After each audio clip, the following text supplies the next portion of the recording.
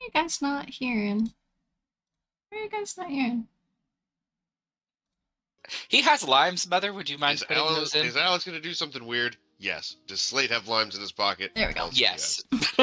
That's pretty much every day. Got a lime in your If Slate pocket. hands her lime, she will hand them off to Thomas, and she'll tell Thomas to cut one and garnish one of the wispy sours for Captain I Slate. hand him 3 and say, use them all. Oh my god.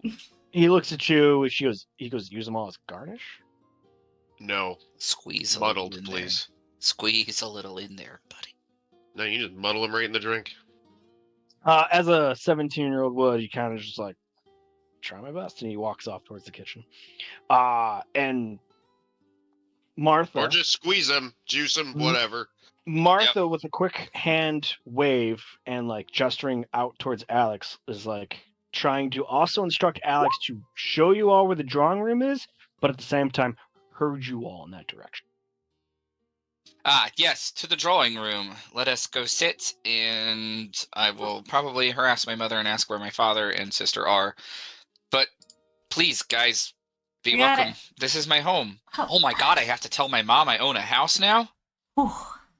Okay. Thank you for redeeming the Fox Kids. Oh yeah, there's like a lot of stuff to tell. I mean. Oh yeah, he says. Apologies for Ben come the issue or with the are microphone. you letting him mosey? Ben needs to. Ben needs to mosey. Ben does not need anyone telling him what to do right now. True. So I mean, I would usher everybody in, encourage them to sit. I don't know if there's knickknacks on the walls and shelves and different things like that. I would point it out, explain. Yeah, Dad got that at whatever, and blah blah blah. That was my first invention. It's nothing. It does nothing. It does nothing.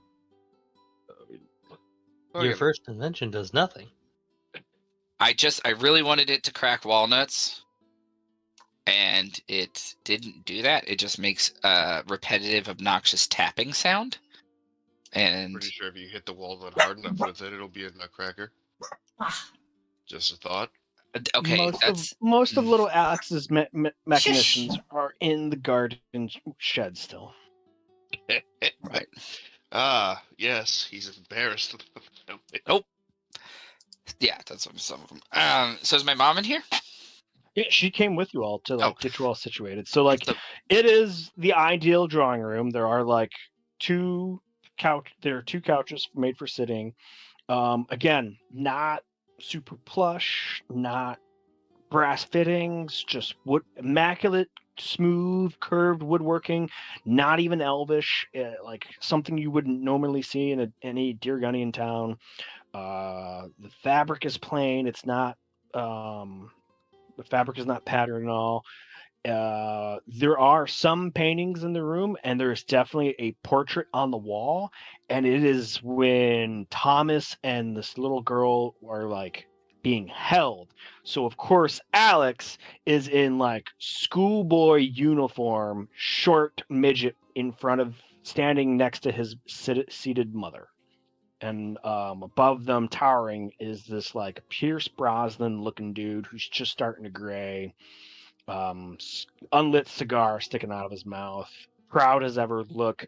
Again, he's not he doesn't got the noble necklace or anything because they're Deargunian. They're pretty, even though they're even the aristocrats are pretty reserved. And this is a nice home. They are even more reserved, and they just have decent clothes, well made.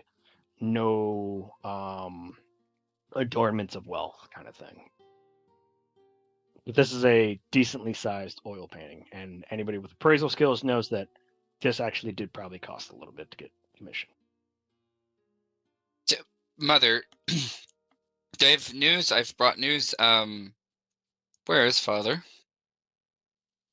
Your father's in a guild meeting. He'll be I expect him here within the next couple of hours. God, that's so long to wait for such important news, so I'm going to tell you, and you're going to pretend like you're super happy when I tell Dad, and we're going to make it out. You'll tell me what not to do at all, young man. Mom, and come on. Tell me your news. Tell her. Yes, tell her. Ma'am. Uncle Ben is alive, rescued well and in Gateway, and he's Ben, we just let him do his thing. He's moseying on. He's gonna make his way over to the house soon. But we did rescue Uncle Ben. She lets out a sigh and she goes, "Good. Your father did receive some troubling messages, and the guild and the merchants here were very concerned with the last couple of letters received that was apparently from Benjamin." We're not from Benjamin. Those were there were some letters that were written by Benjamin that had been sent, and I believe that there were some letters that had been written by his captors and sent in his stead.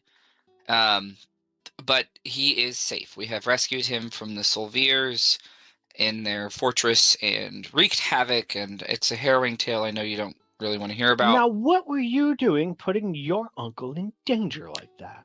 My uncle, we asked him to broker the trade and essentially just sail out of his own ship, his own crew. We, as a fleet, as a crew, as a group of people, we have 3 plantations, 1 in my name and 2 in the Commodore's name, that farm, and we do a lot of trade, make a decent amount of coin, and Uncle Ben has just been managing that. He doesn't go on our rowdy adventures. He doesn't accompany us places. He just sails around selling goods, and he got kidnapped. Head turn at Alex. I mean, okay, so while I was doing my thing with the trees, Ben went on some adventures. I mean, I don't know what he did when he, I mean, you know. But, like, he's just been sailing around selling stuff, right? Trade? I'm sorry. She looks away from Alex and looks over towards wherever Mask and Slate sit. Am I to understand that Benjamin works or is by contracted means by you gentlemen? I wouldn't say contracted, but he does work with us. He's doing us a big favor. Yeah. A real big favor. You see her like have a smile and like she closes her eyes with a nod. It's pretty much she flashes comprehension. She goes, very well. So if I was to put 2 things together, gentlemen, you wish to stay out of the war, and it sounds like you have 3 farms. I'm just surmised that your privateering life is less than exciting.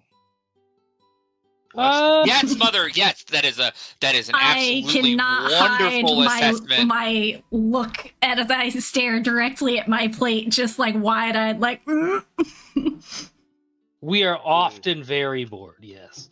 That's mother. So it is bored. the least exciting privateering life. We have 3 plantations. They're over 25 acres each. You know what we've done? We have encouraged people who have been rescued from their slavery to rehabilitate their families and their lives on these plantations. We've given people jobs. We're taking in refugees. We're more of like, you know, a non-government type of organization who's helping people recover from the fallout of the war. It's very boring.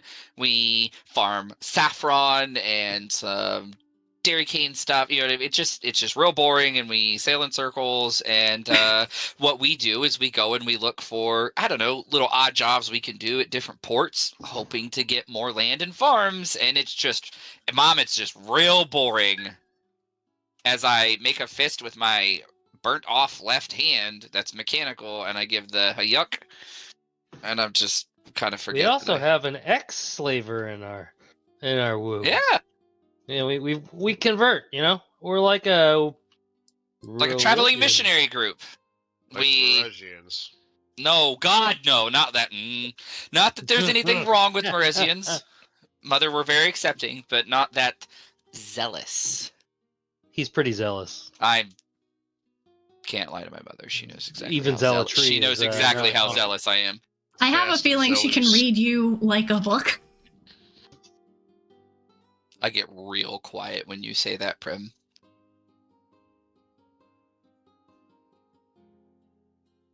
She takes a breath, not to collect herself, but to consider her next words. Scream. And she goes, "Liar, Alex Burton, you are an adult now. You have always been a curious little kid since growing up. Still am. as much as I was happy you joined a Carpenter's Guild, when you left with that bronze dragonborn that was practically tinted green from all his time on the seas, I was very unsure that you would last so long. I am proud to Yes, see that you have come back home to show that you were within a very accomplished crew. From what I can tell, and from all your little flattery words to say that you do have an eventful life, I can tell that your morality compasses are quite true in telling where your paths are. So as your mother, I am very proud of you. And she quickly turns over to Slate and Mask and she goes, and again, thank you, gentlemen, for keeping him safe. And when she says it, it's kind of like an implied threat of what you would expect a mother to say, but not saying. Yeah, we do our best, but he is strong enough to take care of himself.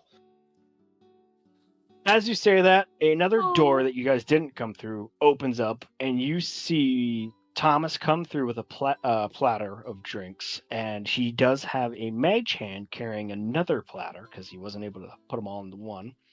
So everybody who asked for a Wispy Sour gets an open mug of this. However, I know Slade asked for one, but yours is tinted so green, it is not a Wispy Sour. It is a Wispy Sour with 3 squeezed limes. Would you say it's a lispy sour? A lispy Yeah, sour. okay.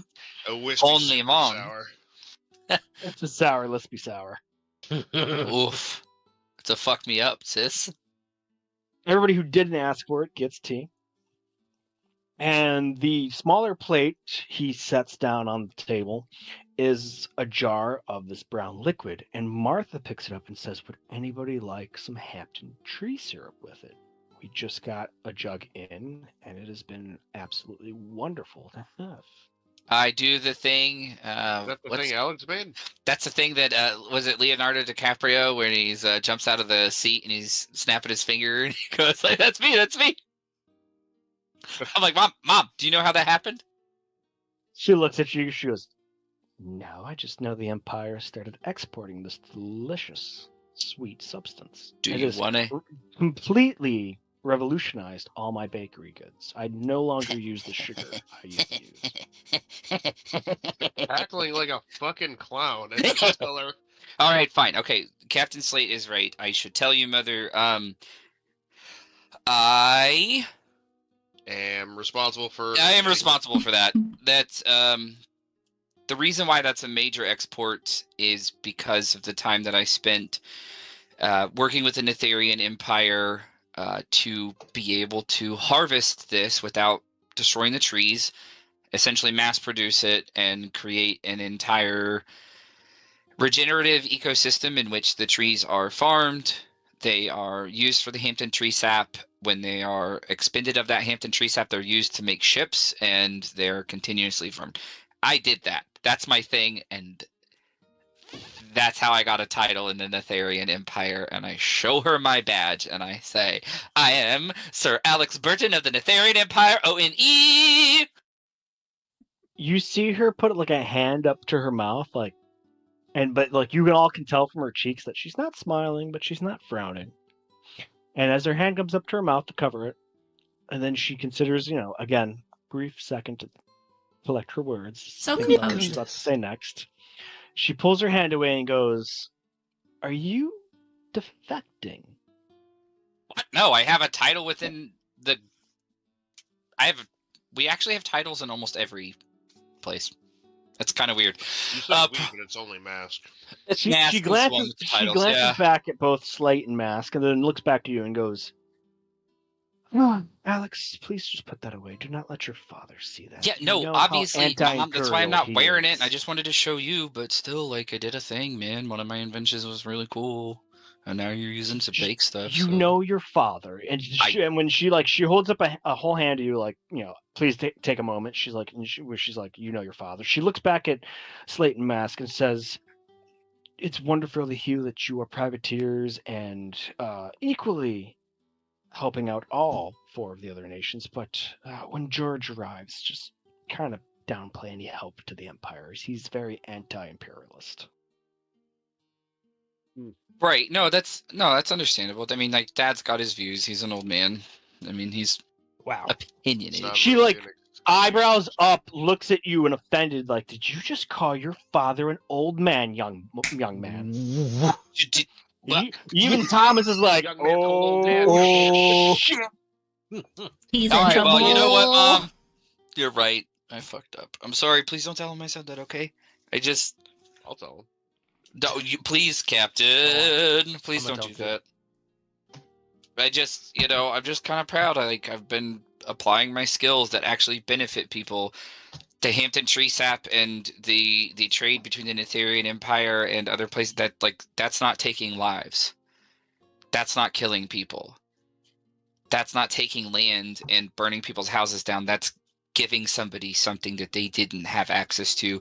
And maybe there are other places that don't have access to sugarcane or different things. Like, the things that I'm doing are beneficial. She takes a breath and she politely interrupts you and says, Alex, I'm very proud of your achievements. I have always been proud, and it brings me such joy the things you invent.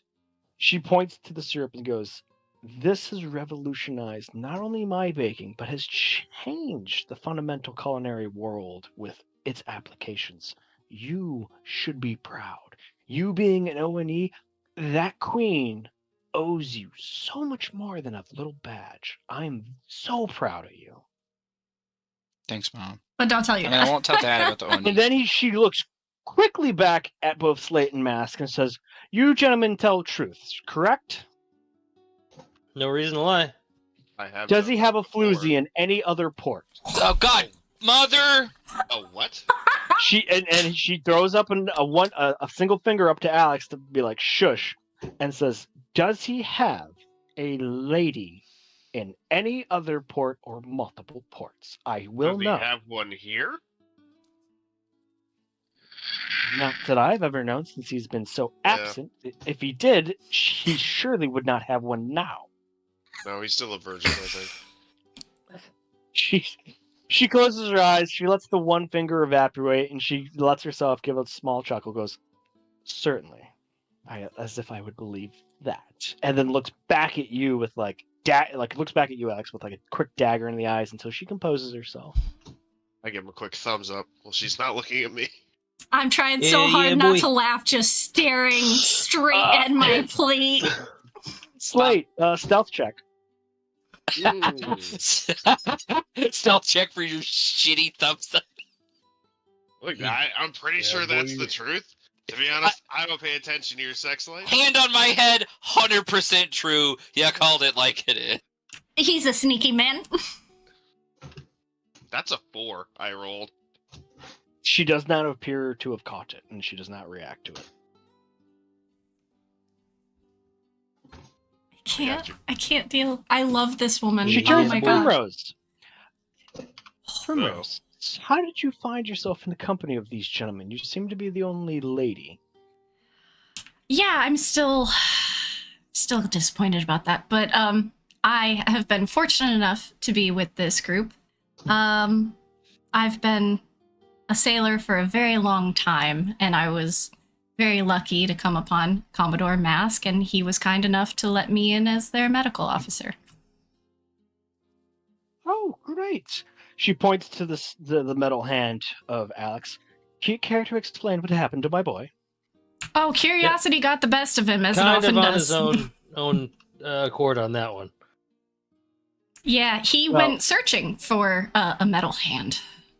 That was not me. He kind of stuck his own hand in some. You get a very scowling look from your mother, as if like you should have known better.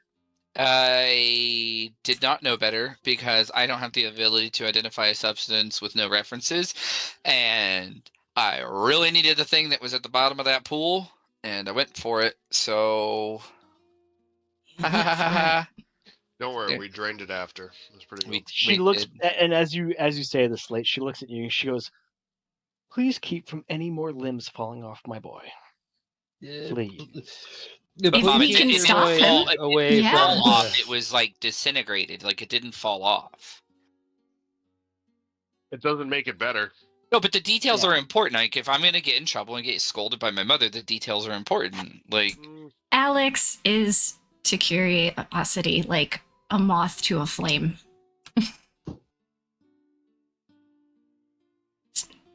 There was nothing we could do to stop him. I assume your ship has an injury fund. oh, Yeah. yeah, we do that for all of our crew members. Absolutely do that for our crew members. It's something we set up. Holy I crap! haven't We set really needed Well, to. That's Other than great to hear, but if my son loses any more of his limbs, I don't believe you're going to be able to afford what it's going to be an expense to you. if your son loses any more limbs, it'll be on his own accord. Hence, he signed up for this.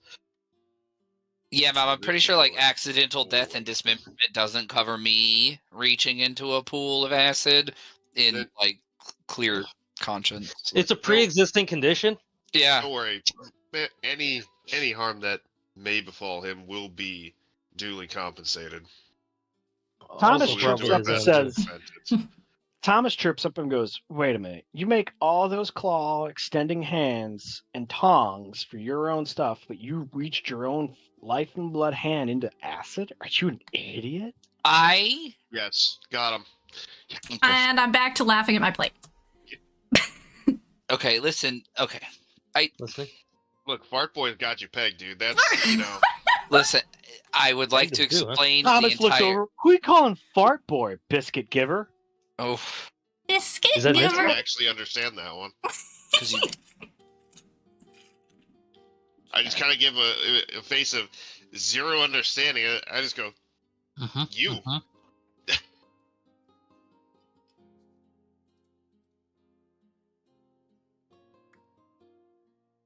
This is Well, going okay, well. listen. I'm not going to sit here and explain the entire situation and scenario. I didn't have tongs or claw hands available at the time.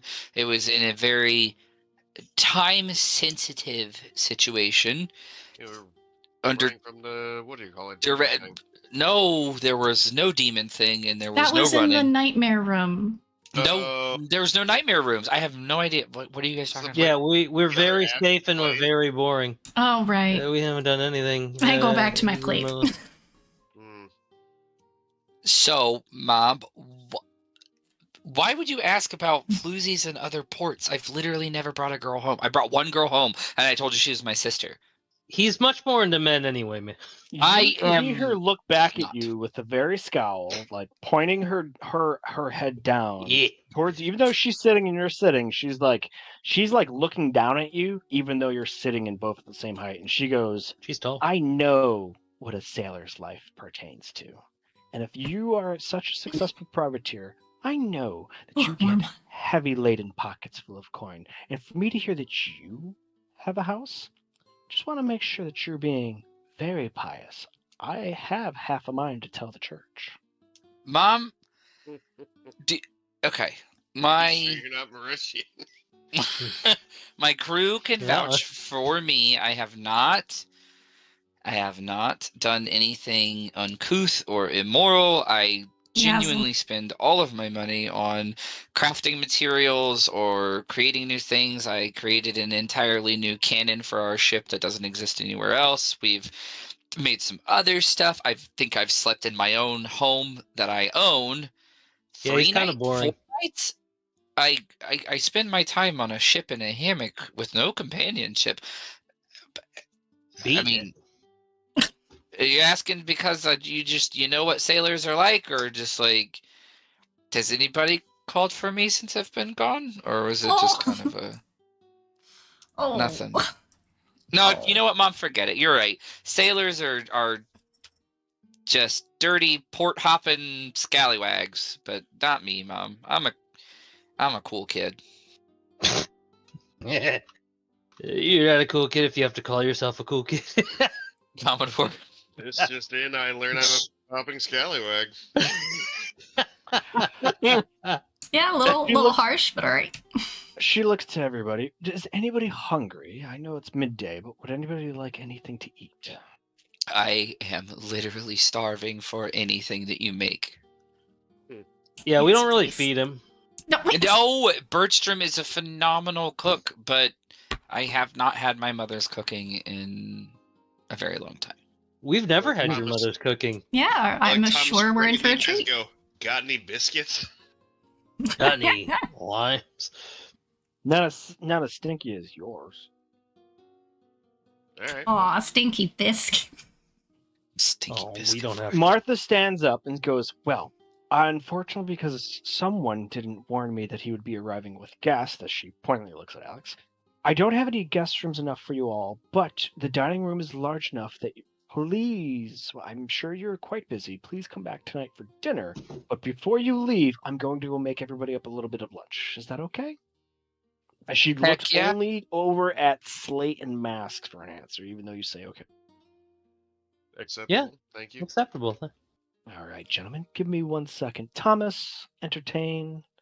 As she leaves through the door that Thomas came through, as Thomas goes over and plumps down in the part of the couch that she was at, and he just kind of is absorbing. Yeah, A wizard, huh? not yet.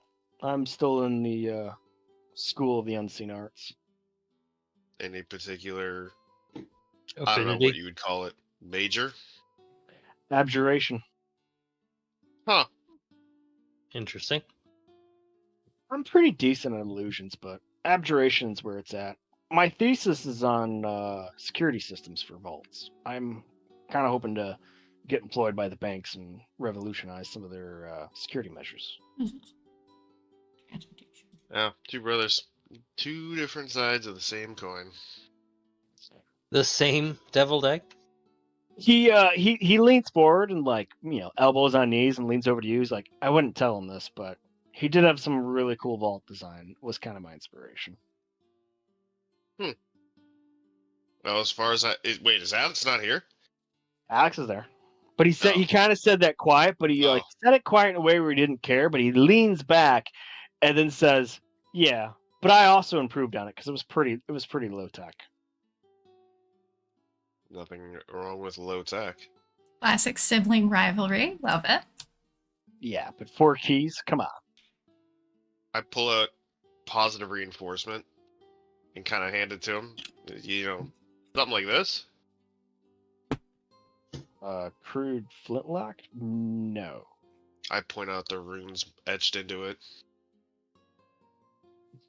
Oh, what's this do? Confetti? I really had a 17-year-olds. fucking thought of firing it out the window for a second. It's Yeah, something like that. something like that, because every time you pull the trigger, it's a fucking party. And I pull out my flintlock and hand it to him, which is, I have almost every modification you've allowed on it, plus repeating shot.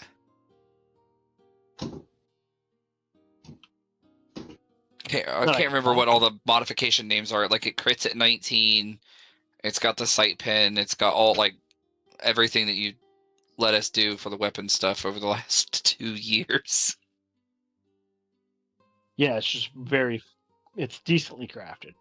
Plus the artificer repeating shot, which allows me to fire it. It creates its own magical bullets, all that other stuff. No reloading, no jamming, no nothing. Still have pistols on me. But just say something like this. Look, you may have been improving on my designs, but when you started reading my designs, I was already ahead of you, and I haven't stopped improving.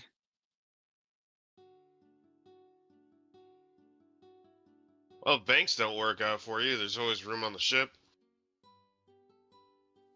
Well, what is taken that you might need some additional security? No, it's just cool to have a wizard around. Right. Well, I was wondering, with all the as he hands back the pistols, if these would hold up against maybe a glyph of warding, or possibly a silver shield, or he looks over to Alex. Fizbin's platinum shield. All right, fine. Fizbin's platinum shield would be a problem for it. Not completely impervious, but it would be a problem for it. But the difference is here with mine, no reload, no jam, no nothing, no cooldown, continuous and repetitive. Fizbit's Platinum Shield has a threshold, and continuous repetitive attacks are its weakness. It can take a lot all at once, but it's not good for a continuous attack. Oh, So you could probably use this too if it only blocks from the front. And I hand him the wand of fireballs. Wow. Oh, I And hand you it use to the Alex. flintlock Sorry. over the. Oh, okay. If he knows what it is, then he can. He recognizes it when you see it pass. He's like, well, I'm not at that level yet, but an anti-magic field and that thing's. Yeah, probably. also another about the Fizbins. So my damage is non-elemental. I think we're just in a dick measuring contest. Not Yeah, to no, I mean, know you know, what it's fine. everything is. But, you know, you're doing good, but Diversity is key. right, exactly. It's about layer. Something that I've learned being on a crew is that you alone aren't going to have all the answers, but when you have a team of wildly diverse people, Then you have a with- whole team of people who don't know the answers. and when we all don't know the answers, we just do random shit, and it If works we all out. don't know the answer, we let Bertram fire his fucking Merc slap. And Yeah. who built the Merc slap? Bertram. I mean, he came up with the concept of it, but I built it. So you Okay, guys well- invented a whole new cannon? Yeah, we shot the top off of a Sahagin fortress. Just Yeah. kind of. That was Tell that one to your satisfying. mom. A couple of people with it.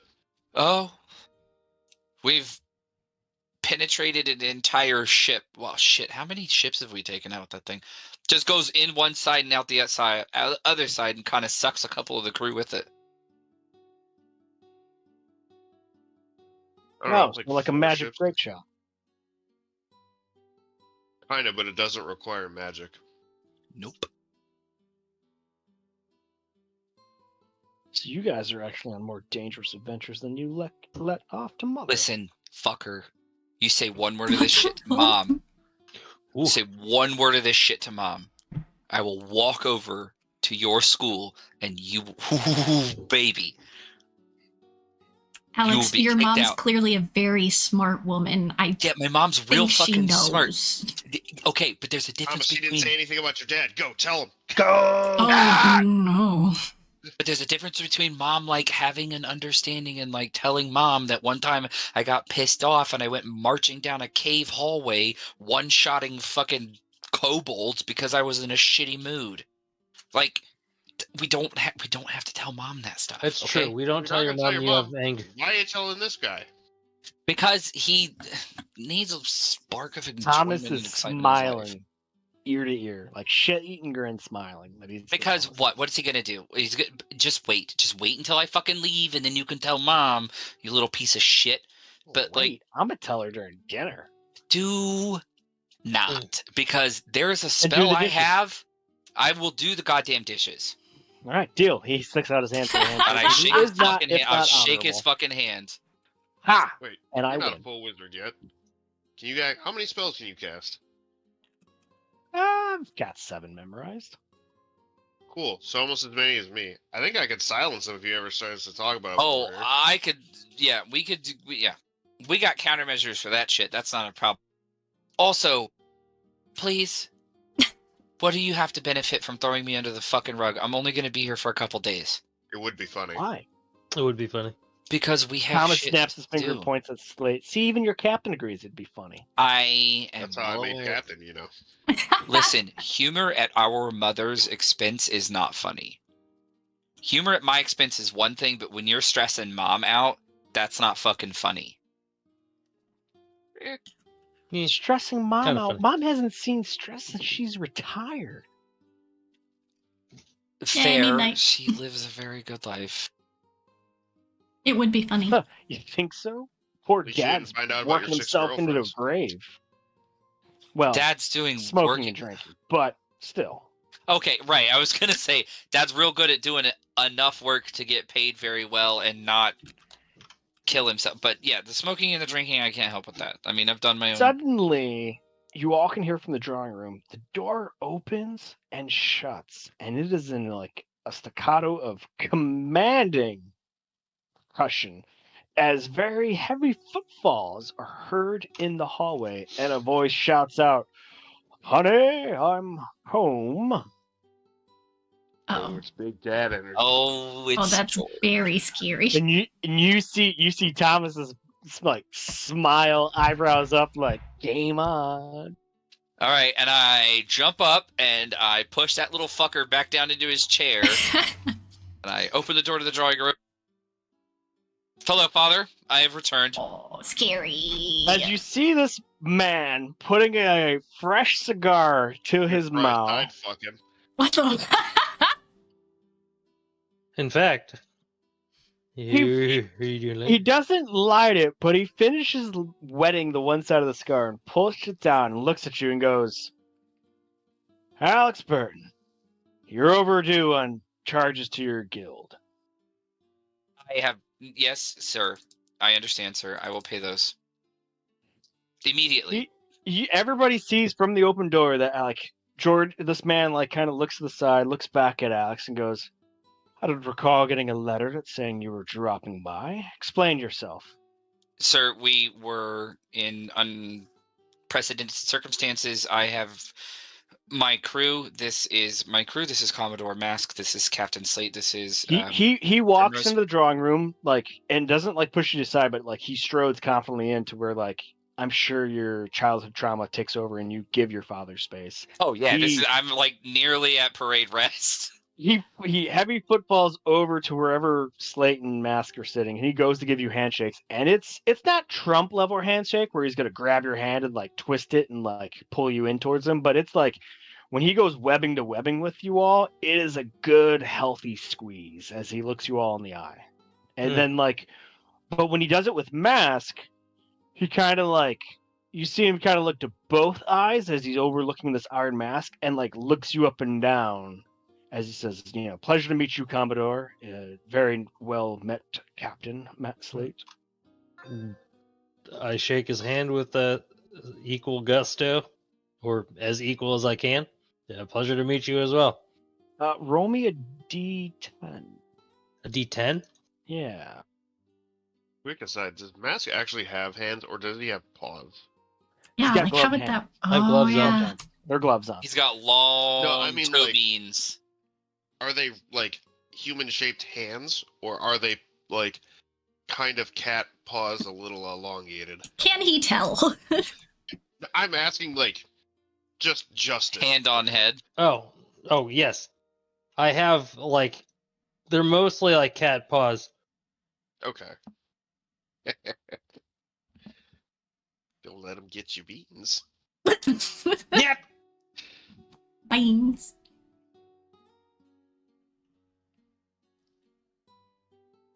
But I do my best to make them,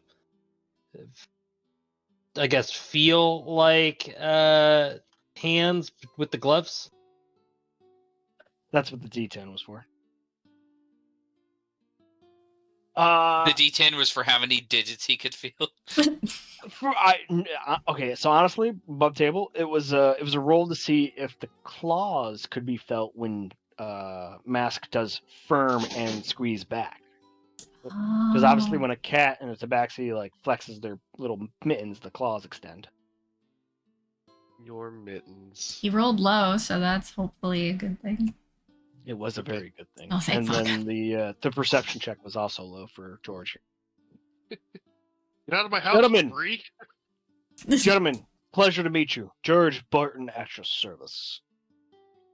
Oh, pleasure to meet you, sir. Please sit down. Please sit down. I see you've already been served some wispy sours. Would you gentlemen like anything stronger? As he strolls over, and he flips up a bunch of books on the bookcase that are actually not books, but it's a faux compartment. As there is a decanter of brown liquor, 4 cups, and a cigar box. As he pulls out a cup for himself and pulls the large decanter out, stops it, starts pouring a glass. Gentlemen, would you like anything finer while you're in my house? I would, No, thank you. Father, I would love the opportunity to partake of the finer liquors with you. As he corks it back and puts the decanter back, and he goes, I'm sure you would. And flaps down the books with a single cup. Would you be offended if I tried it with some lime garnish? Not at all, sir. As he goes back and fetches another cup, he goes, I don't have a lime garnish in my bar, but... Don't worry, I bring my own. a produced man who the comes fourth equipped. I can respect that. He pours you 2 fingers of this brown liquor and hands you a highball glass. Oh. I don't normally drink, but it'd be rude not to, I think.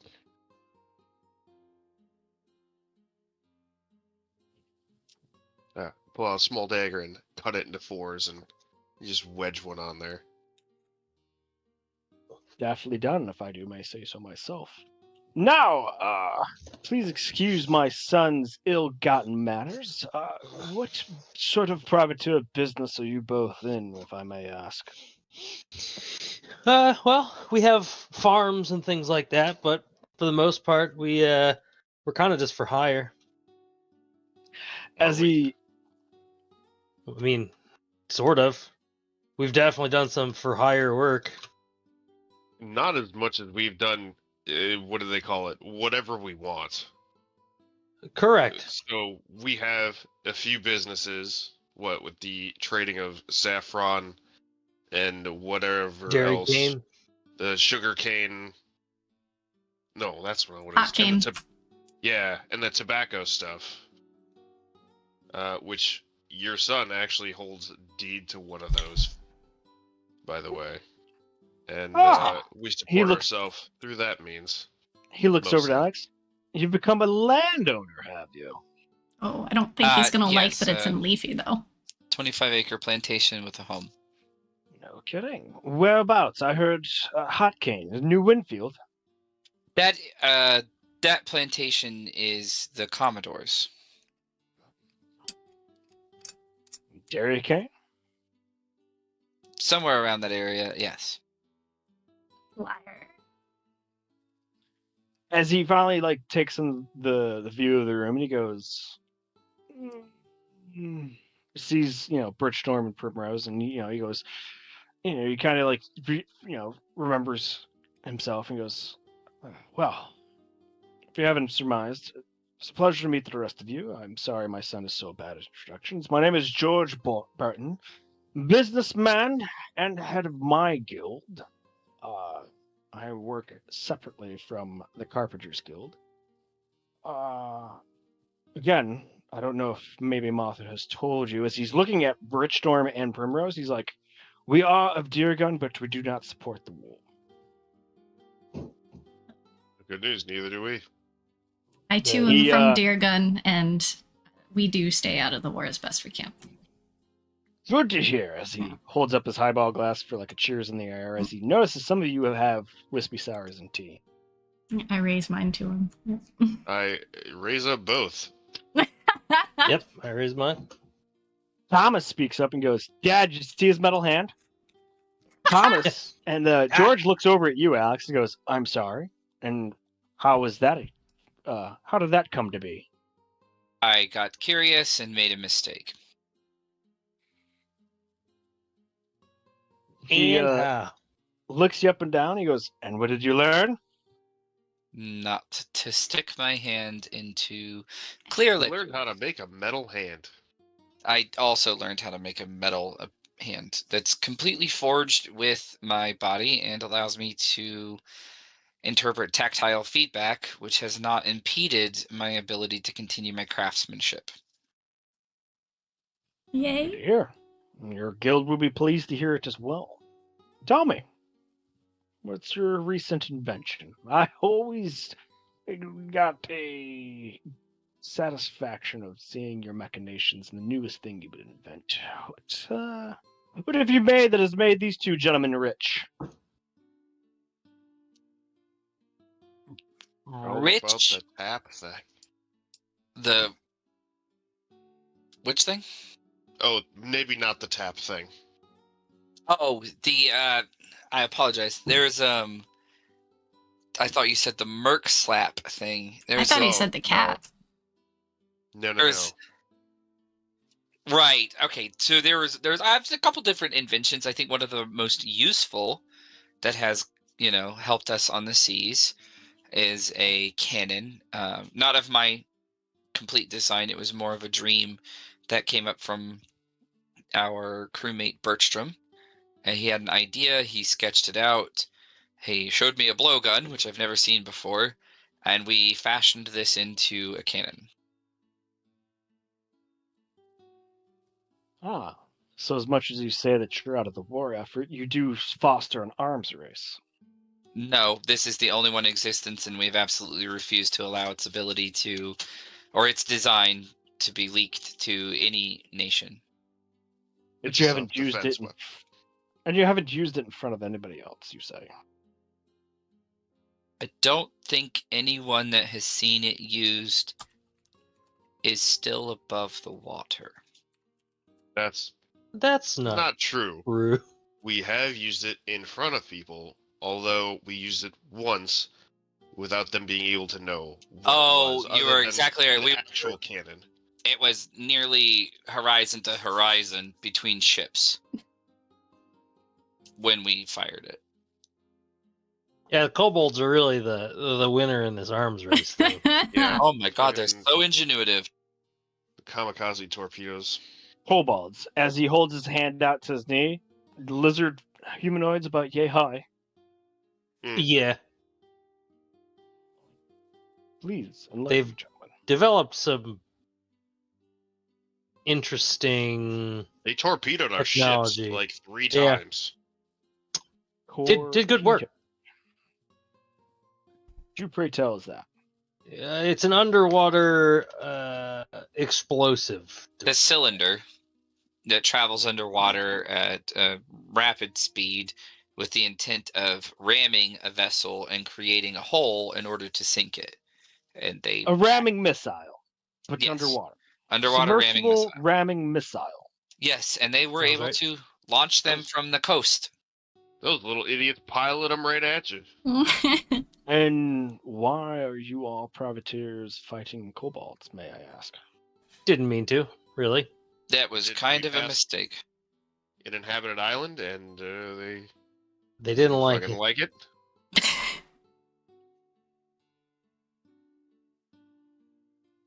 Is the island still inhabited? Which island is this? Yes, but we forget the name. Just off the south of Daggertooth. It is inhabited by kobolds. Where is it, Prim? Which one? Yeah, nerd. Fraser Island. It's the southernmost islet off of Fraser Island. Yeah, listen to this, Sweaty. She knows. So these kobolds are harassing the Meresians. Good riddance. No, really, anyone who will make passage. They are not picking sides. It's they'll go after anyone and everyone that isn't a kobold. So they are fighting their own war. Well, unfortunately, the Meresians will have to contend with the Empire, as the dirty imperialists as they are seem to be having a good time at the southern Orlane, and I expect them to have a good foothold down there. Depending on how this war turns out, hopefully Dirgan can come out victorious, and perhaps maybe we'll have another port under our rule. Sorry if it is another Dirgan port. And when he says sorry, he clearly looks over at Bridgestorm and Broomrose. I'm Durgunian, damn it. God, I hate these ears. Ugh. Not these ears. Awkward. As he takes a sip of his liquor, he goes, so, plantations. Your privateer life, you do it in for favor, and then you build up these farms. Is that how you expect to make your wealth, gentlemen? If you don't want to share with me, I completely understand. I'm, of course, in the metalworking guild, so I'm not going to be a competitor. No, we actually kind of did that by accident, didn't we? What, start the trading business stuff? No, how we acquired the farms. We kind of were just helping out. That was kind of accidental. We didn't have any intention of becoming landowners. It just kind of literally fell into our laps. I think the story goes something like this. We sailed into port as a new captain, a new crew. We introduced ourselves to the viceroy, the count, the whatever, whoever from whatever nation is in charge of that port. Asked them if there was anything that we could do to make some coin. Apparently we do these things so darn well, we end up getting rewarded with plantation farms. How many letters of marquee do you all have penned, Commodore, Captain? What, Oh total? boy. 3 or 4? So you definitely don't pick a side, and you play all sides for your own gain. I can respect that. We started this out. Yeah, There was no war. I have 4. Yeah, 4. Nice. Well, as I said, I can respect that you take no sides and you play the game equally for your own gain. This is quite to be commendable. And as he says this, the door kind of you guys hear the front door open again and slowly close as you hear the jaunty voice of George, you home? You see George immediately fucking slammed his feet, leaves the cigar on the platter, strolls over to the drawing door and throws it up and says, Benny, where have you been? As you see Benjamin, who, as much as he did get convalesced on your ship, you all have known Benjamin, from sailing with him. You kind of see him look reluctantly as he goes, Georgie, got some things to say. And I will start off with, you've raised a fine son. As you see Uncle Benjamin embrace this George in a hug, you can tell George is immediately shocked, like, the fuck is this? And then awkwardly envelops it and pats his back, and he's like, Ben, are you okay? No, You he's see not Uncle fucking Benjamin okay. pull back and look up at George and goes, it's been a jaunty time, but I've been none the better. God damn it. He looks in and he goes, see you've already met your son and his captain and commodore. I will say that the crew before you is a very fine crew. They rescued me from the treacherous clutches of the Solville Enterprise. And I've been enjoying their company, working as their businessmen, improving their trade relationships, and making that Commodore Mask one rich privateer on the lane.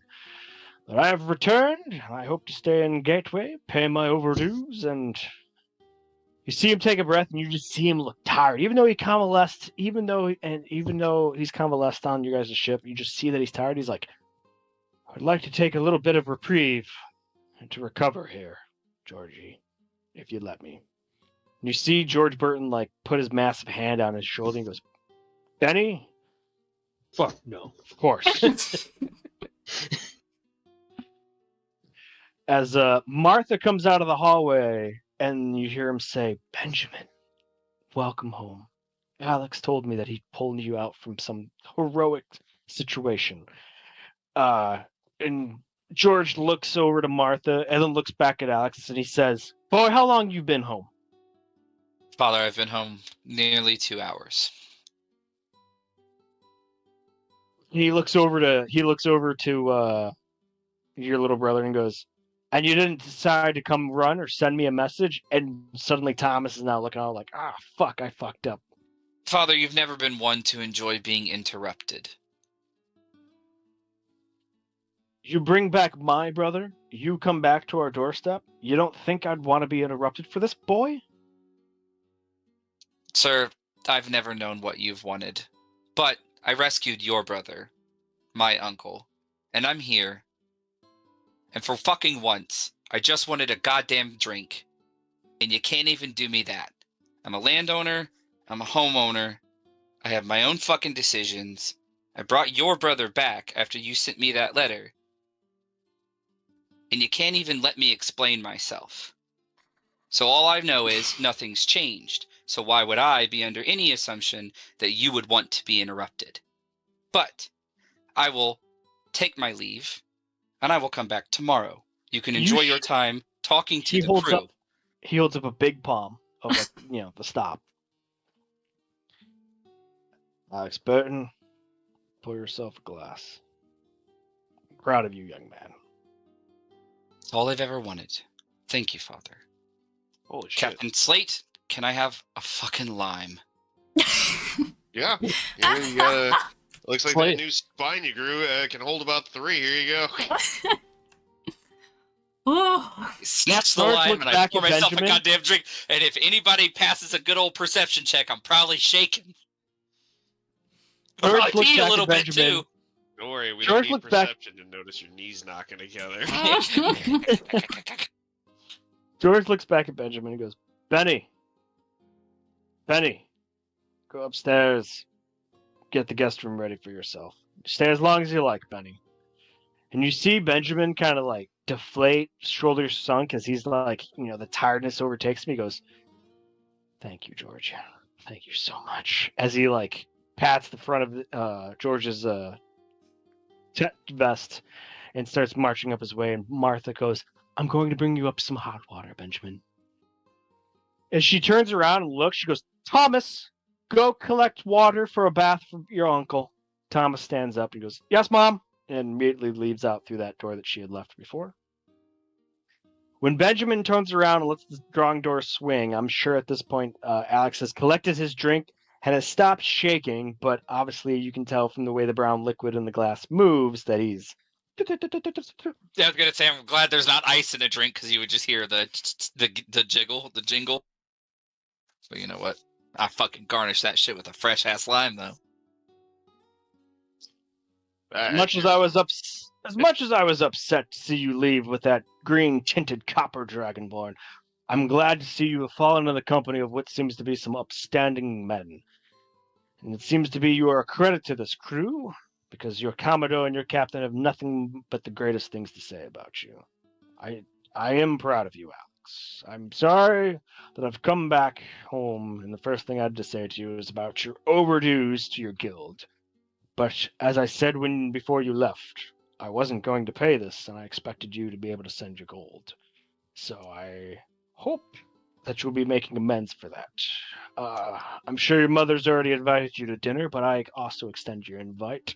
Please come back this way for dinner if you so have the time, Commodore, Captain. Yeah, we can spend all day here, I guess. Well, Yeah. Glad to hear. I might actually ask you to join me in my office then, and perhaps I have a business proposal. Your certain cannon, perhaps we could make more. I am a metal worker. I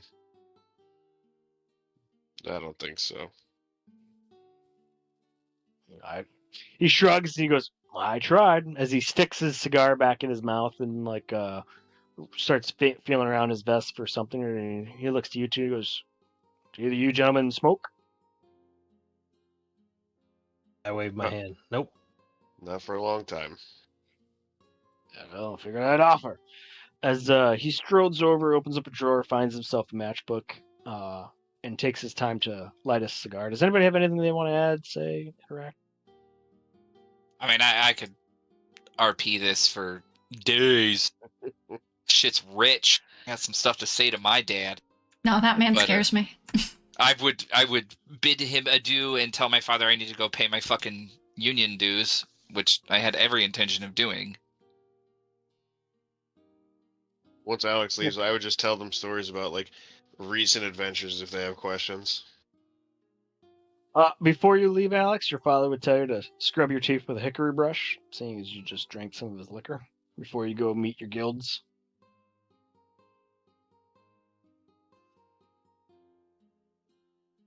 Or go in there smelling like a man. A Put drunk man. the stank on it. All right, I don't know if I missed anything in the last like 20 seconds. Somebody You called. did. George what did I tells miss? you to go clean your teeth with a hickory brush before you go meet your guilds because you're drinking of liquor. Yes. And oh yeah. I'm gonna go clean myself the fudge up. Martha comes in with sandwiches, pork sandwiches for everybody. Pork sandwiches with what only I could describe as a sweet Dijon mustard without the crunchy texture and like the freshest lettuce you have ever had. And she also brought in little lime sugar cookies. Think French Madeleines, but instead of like that buttery taste, there's that like it's got a green tint and it's like a sour, sweet buttery taste. I look at the cookies, and then I look at everyone else on the crew and just shake my head. No, mine. I don't even reach for him. I'm going straight for that pork sandwich. Yeah, that sandwich sounds great. Oh my god, pork sandwich and dark liquor. Whoa. No liquor. Yeah, but, pork like, sandwich. That's the one. You In see the George. politest way possible, I pick up several cookies like Oreos stacked on top of each other. You see George put a hand on Martha's like arm as she's like watching you all like dig in. And he goes, "Did you know he was showing up?" And she goes, "No, it was quite the surprise." She looks down at him and goes, "Did you remember to stop by the halfling encampment or the halfling community?" And you see George close his eyes and you see him like his chest slowly kind of sink in. He goes, "No, I've been meaning to get to that." "Well, you best get to the halflings soon because we will have Betsy's birthday coming up and I want the best troop they have. She's been asking for that band for quite some months and you owe it to your daughter." You see George take a breath and goes, "I will go see the halflings for dinner this evening." She goes, "George, better take care of it now. Do not put off what you can take care of now." And you see him kind of like turn an eyebrow, not in her direction, like looking at the floor, and goes, "Where have I heard that before?" And you hear Martha go, "George, none of the sass," as she leaves through that door to wherever her and Thomas had gone to go prepare stuff. You see him take a breath, take a drag of the cigar, chill the rest of his liquor, leaves the cup on the little table next to his chair, stands up and goes.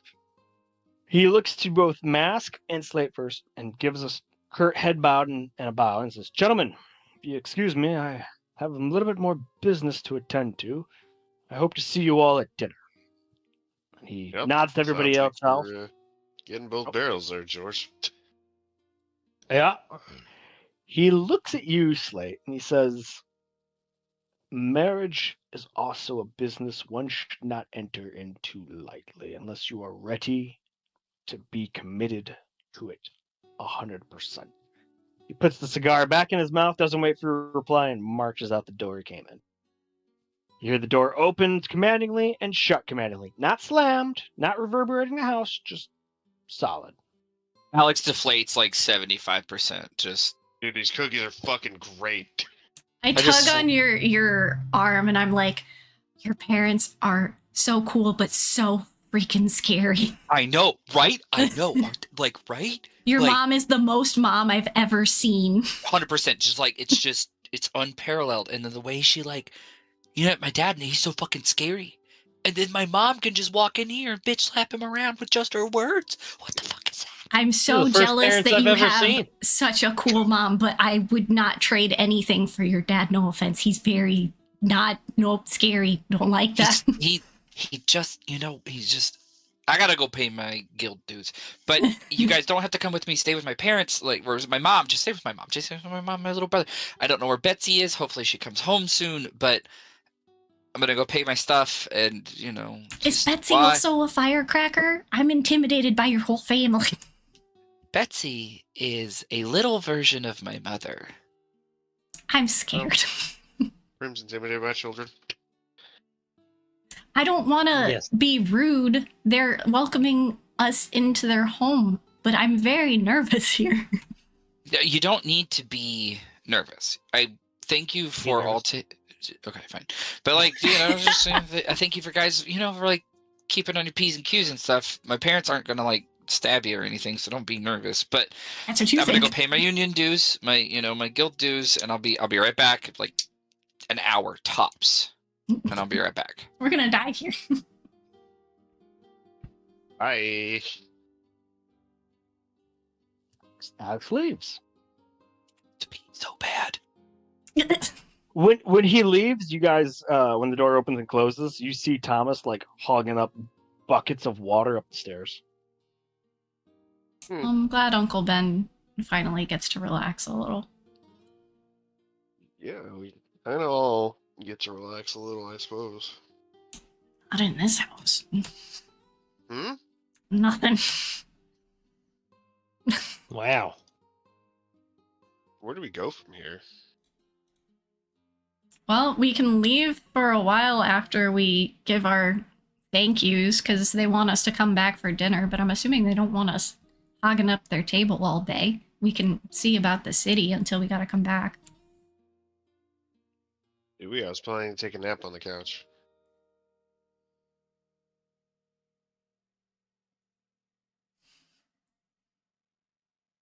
Or we could go see the city. Let's do that.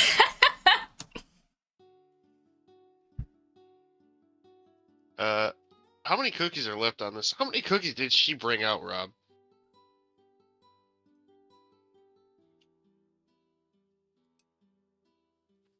Nine. So if you stack 6 like Oreos, there's 3 left. No one else touched them because you gave us a scary look. I slide you each one. And take the last one and eat it. Why? To stop yourself from eating them? Yep. I take one. Let's fucking go. Oh. Now, if Mrs. Burton's around, say goodbye to her. Yeah, tell we her say we'll be back proper for dinner. goodbyes. And thank you for the delicious sandwiches. What time is dinner? So we're not late. She tells you all to be back before the 6th evening bell. Got it. What time is it now?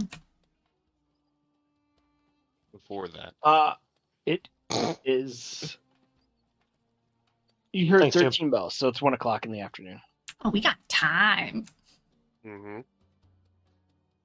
It's not get into trouble, I suppose. Well, I would have loved to go back to that halfling restaurant that we went to last time, but because Mr. Burton went that direction, we should probably find We somewhere also else. should go that direction. Do we need anything? Any supplies? Do we have any extra stuff we need to get rid of? Is there anything we need to be doing? Or are we just going to walk around for something cool? I think we're free to travel about the camp. Do we have stuff to Masked sell? Maiden Sure. has 22 days of food and water, and the Traveler's Shadow has 30 days of food and water. I mean, that's always stuff we can do on the way out, but, like, if we just want to look around and find out, like, what is here in Gateway? We haven't been here in a year. Almost 2. Oh, wow. No, you've been you. It It's was like a year. actually on your second visit. It had been just over a year. You guys have returned back Couple actually months? within a year. From our initial departure, because our second visit was very short and supervised. Yeah, your second visit was super short and supervised. You guys actually did do a lot there. I don't know if you remember the churches and all that, but I I mean do remember that second visit was definitely a year apart from when you left the first time. Is Been a hot anyone else minute. curious to see if they solved that? I The am. murders? Yeah, hell yeah. I want to check out the fact that we didn't get stopped by the harbor master. You know what I mean? Like, we didn't. Yeah, now that that's coming back, I'm kind of curious to.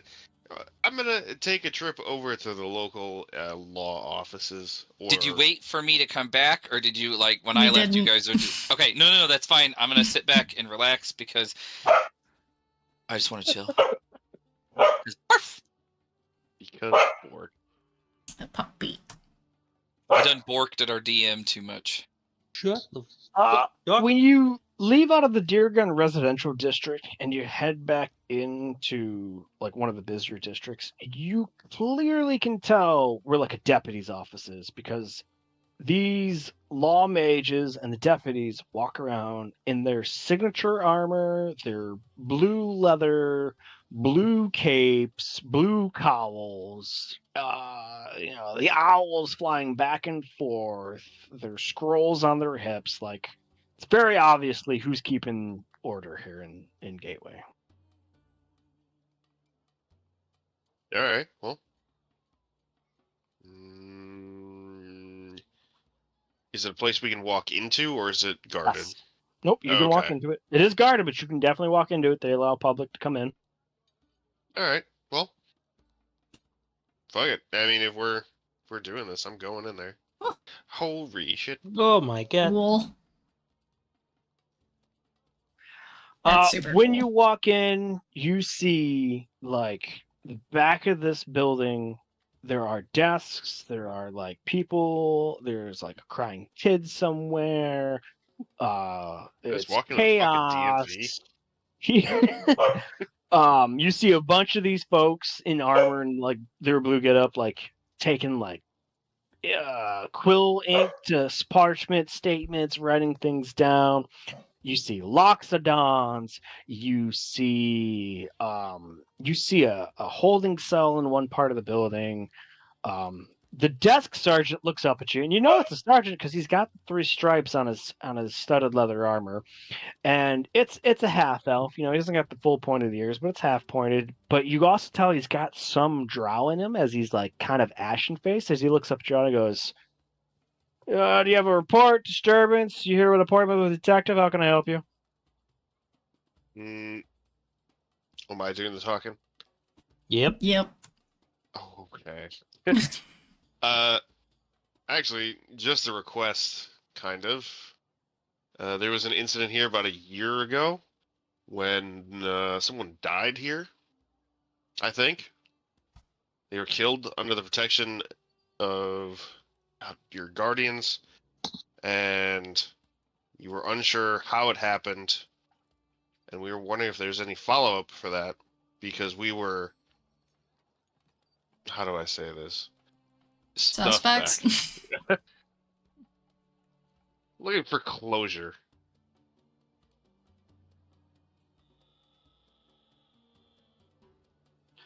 So let me get this right. You've got information dealing with a murder that happened about a year ago, and you're connected to it.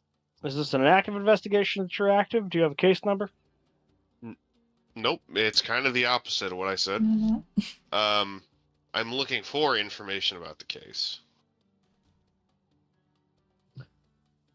Oh, you're here for information of request. Very well. Have a seat over there. I'll bring a detective out to meet you all. All right. Very well.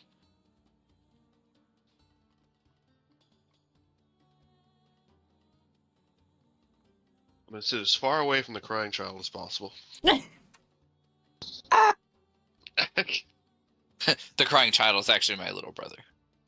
Thomas, Yeah. you didn't know. Thomas, you didn't watch him leave the house. You never said where you were going. You just get there and Thomas is in the waiting room crying for some reason. To be fair, we did see him in the house with buckets of water. Yeah, God he's helping damn it. Uncle Ben.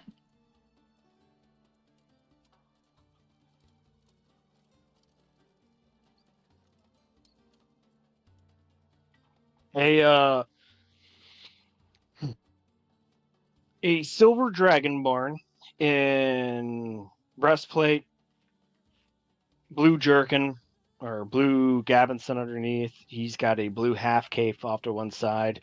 The fur around his neck, it's white fur, but it's got flecks of blue in it. And his blue cowl is down around his neck, so it looks like kind of like a neck gaiter.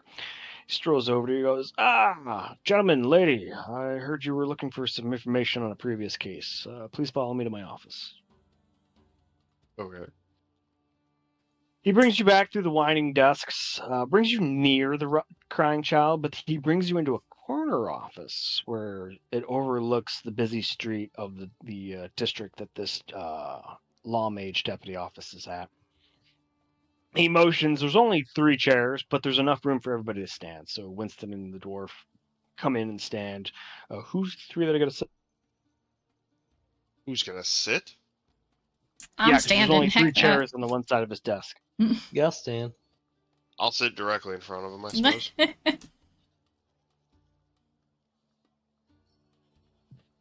As he takes a seat, he goes, all right, Do you all swear to solemnly tell the truth, and this is a follow-on discussion, and that anything that you may do or say or think that will be underneath perjury of the angelic nature of and protection and unity of the peace that is standing here in the city of Gateway? No, I have questions for you. He closes his eyes, throws up a hand, and goes, "Sir, you really don't got a choice. The angels are here. They know what you're thinking. Obviously, if you're going to commit a crime, think about it. We're going to get notified. But for me to disclose any information about a previous case, whether or not you're connected or not, I just need you to say yes." Fine. As he pulls out a scroll and lists it off, he goes, "I have here the information that a certain magical vendor died. The last people to interact with this magical vendor is a one Woodfin Bridgestorm who bought a one magical walk. A Woodfin Bridgestorm is under officer's rank to a one Captain Mask." He points over to two Mask and says, "I presume that to be you." Also interviewed in the bunch was a Slate, a Alex Burton, a Arn, and this is the case you're talking about, I take it. Correct. As I look through the notes here, it says that no, it was not detected. I see that you all came back about a year later. You were placed under close supervision by two deputies, stayed with you for the majority of your visit, if not all of it. No additional things were seen, and you all left. No other murders occurred, nor did none of the precogs detect any kind of future crime going to partake within your guys' mind. Thus, you have been absolved of this crime and deemed not persons of interest by that deputy. Unfortunately, that deputy has since retired. This case has now fallen to a deputy in another district, but it is still a cold case. Is there anything you would like to add to this? No, that's kind of, we're just wondering if it was open or closed, and if it was closed, the result. So It is currently open and it is currently closed, Slate. that's really pretty shitty for you guys. No, he leans back. He goes, "No, you're absolutely right. It's actually kind of concerning that a magic vendor died, and the last transaction he had was with one of your crew members. Where is the magic walk today?" Under the Not here. sea. Did it fall into the hands of somebody else? Yes. No. No. He looks to Primrose, he looks to Slate, and he goes, "I have not activated the Zone of Truth, obviously, as of yet, but if you did lie to me, I can consult precogs." Go ahead. I'm technically correct. It wasn't given Primrose. to anyone. It's Didn't fall under the into water. anyone's I don't know what hands. to tell Fell you. into the water. It didn't fall into anyone's hands. It was discarded, so it perhaps may have fallen into somebody's hands, but you are not aware. I can neither confirm nor deny that statement. It's under the water. Well. Prim? That, I don't Thank you, lie. I ma'am. don't know what to tell you. Then shut it. So the magical walk is no longer in your possession. Are you here back in the city to purchase another magical item? No. Well, I'd not be that I open to know it. of. We're not currently. That is not our current purpose. We're here to visit family friends. Correct. It's quite sweet and nice. I would ask that if you would like to help, as I see you have curiosity in the case, that if you do purchase another magical item in this port, if you could let us know, we will gladly expend resources to keep tabs on this vendor to see if perhaps there's a pattern. We don't have to worry about any cursed objects, do we? Potentially cursed. I don't know. He pulls up the one piece of parchment and he looks at like the other papers below and he says, "Well, that vendor's shop is still impounded, and every one of the items that were still on sale are an impound." As he flips up another piece of parchment. He goes, "We did find 3 cursed objects that were amongst his wares, but we have since taken care of them. Was the magical walk found to be cursed?" No, sir. I was just worried because death here is almost unheard of, and I don't want to encounter anything bad here. No, absolutely. I remember when I was nothing but a beat law mage, and I heard about the murder, and I heard about that the precogs did not detect it before it happened, and it was pretty frightful, I would say. People thought maybe the magic was failing. However, a murder has not taken place in Gateway since that time. Oh, thank goodness. Okay, good to hear.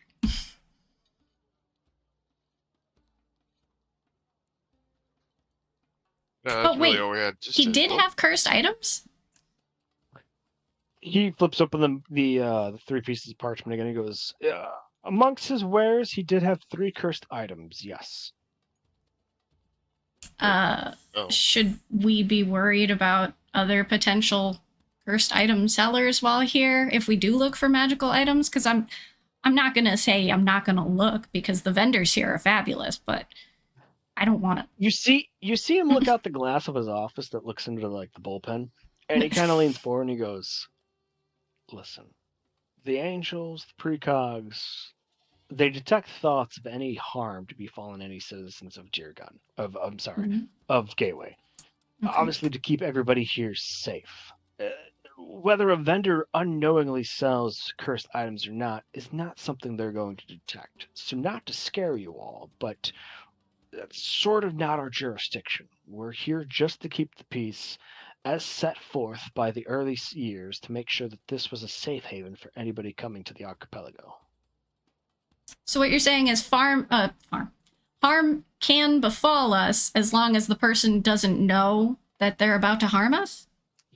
Accidents do happen, yes, but enough time does persist that the angels catch and notify senior law mages that the arrests can be made prior to a murder, a homicide. He kind of like lowers his voice and like after he looked at you, but then he looks down and he makes his like face and he goes, "A rape or anything that may cause and he looks back up. He goes, anything that may cause bodily harm that would extinguish a life from this world, the angels catch, and we are notified, and we are able to intervene before said situation." And he points down at the parchment. He goes, "This murder is an exception, and we still have not figured out why." Possible for the precogs to be corrupt? He leans back and he throws out a palm and he goes, "It's possible, or possibly that somebody implemented a way of magic to prevent them from seeing this murder from taking place. It wasn't detected that this was accidental at all, because we could tell that there was forced entry into the shop, a struggle, and what magics were surmised to be used were intended to be targeted and hostile. All things that if somebody in the heat of passion wanted to do this, the pre-angels should have picked up on it." I do recall having a lovely conversation with one of your Loxodon co-workers last time we were here. In theory, if the person doesn't believe that they're doing a negative thing, can they get away with it under your angels? I was not around when this magic was written, nor was it cast when these celestial bodies were summoned to the world. But as I understand of what is written in the precepts is bodily harm and ill will towards a living soul residing within the city would be detected and enabled to be stopped by a neutral aligned party. Thus the law mages stand aside from all 4 nations, and it took all 4 nations to agree to this before summoning the 3 angels. Okay, but if there's a death cult running around and they firmly believe in what they're doing, and they don't think they're doing bad, even though they intend bodily harm, so they would get caught, since they intend to make everyone skeletons. He kind of looks at you, curious. He goes, "A death cult? You haven't heard of the death cult? I've not heard of a death cult per se, but if this death cult, the way they operate is by doing harm or by killing an innocent, if they've done it within the city limits of Gateway, we would detect it. I take out the symbol and the list. I put it on the table. I'm like, you haven't seen this skeleton symbol anywhere, or the skull. You haven't heard, death is an endless sea, nothing like that, really. He spreads out his notes and he goes, I did review this before calling you into my office. I don't recall the symbol coming up anywhere. I don't recall any of these names being involved in any one of these investigations, nor witness statements, nor connection to this magical shop. As he's looking at your list and he's going through the parchments again, like looking them up, and he's coming up with nothing. He's reading down it, and you see him mouthing the word of each of these people, and he goes, a couple of these sound familiar, but I think he points, and you see him point to Aaron and Catherine. He goes, I believe I heard of him embargoed, but not tied to anything. And we don't have an operating death cult within Gateway. And if we did, they're obviously not walking around thinking about doing harm to anybody. But are you trying to tell me that these folks would possess the ability to prevent angels from perceiving their mind of doing harm to others?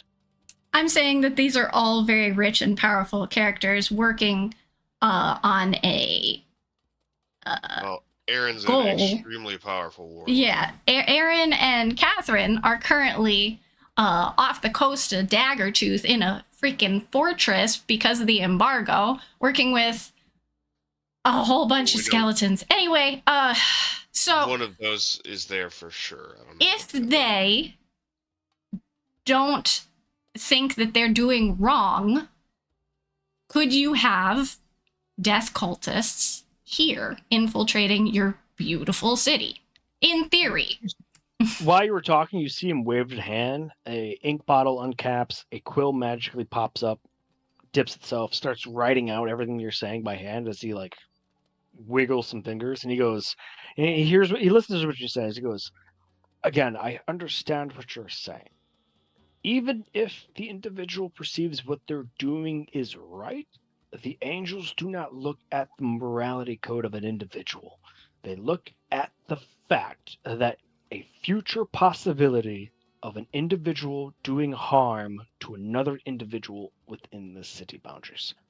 Whether it is intentional, or they believe it is right, they believe it is wrong. It is why the Meretians don't practice most of their military training within the city, because of how ruthless they can get. We would detect it even if the person thinks they are doing it right. It is purely based on somebody's mind to do harm to another living being with a soul in the city. With a soul? Is that required? And he looks to you all and he goes, I believe you all have souls, as thus you would be detected if you were going to kill, if you actually wanted to bring harm, as he flips over to the sketch of the shopkeeper. If you were to do harm to Armin here, and it was detected that you did not want to do harm to Armin. Nope, did not. There's no harm in Armin. Jesus. So they could further their goals here as long as they're not interested in physically, psychologically harming anyone. They can do dealings here, theoretically. They also don't have to be just directly in the city. Yeah, they may not have reached here. Who knows? Again, he lowers his voice and he goes, you could be in this city and you could be thinking about doing harm to somebody who's currently in, say, Manulus. The angels will not pick up on this. But if you go outside this deputy's office right now and you look at the kebab vendor and you want to punch him in the face, those angels will detect it. Wait, so you could have somebody who's a serial killer in some other town come here and be absolutely fine and then go back to serial killing in that town and it's fine by the angels? That seems messed up. The half-elf holds up a finger and goes, if that serial killer walks around Gateway without his serial killer tendencies playing out in his mind outside of his control. I will say we have definitely caught our fair share number of folks wanted in other port cities, absconding to here trying to make their way back east. But because he points to his forehead, because these folks have troubled in the mind, they've come to the city, they've viewed another individual, and we detected that they thought about harming them. And in the future reality, they would. Thus, an arrest was made. And then we found out that they were wanted in a port city further in the archipelago. And we, of course, processed them for due cause and then extradited them to that port city for justice in that city. What if your murderer didn't have a soul? Well, now we're talking about constructs, undead, celestial beings. Well, undead is definitely in there. You see him kind of tilt his head and look at the Gabby. sign. He goes, "We believe they, but we haven't proved that they're soulless." Okay. Well, with an active death cult, just food for thought. I don't want to see anyone else hurt. Are you saying this death cult is full of undead? Oh, we've seen a lot of undead. Zombies walking amongst us and being able to be disguised as a fully functioning humanoid. We've seen the skeletons rip out of the bodies after death, and we've seen people come back seemingly fine, which was more jarring than the skeletons. And then we've seen ghouls, wraith? No, was that a wraith? And I look at Commodore, I'm like, was that thing that vowed revenge on you was from underwater, was that a wraith? I don't know, I didn't really stick around. You may throw me either a history check or an arcana check to recall. I'll see what I am at. Let's see what I'm better at. This one. Oh, damn, you remember everything. God damn. I've seen all the time.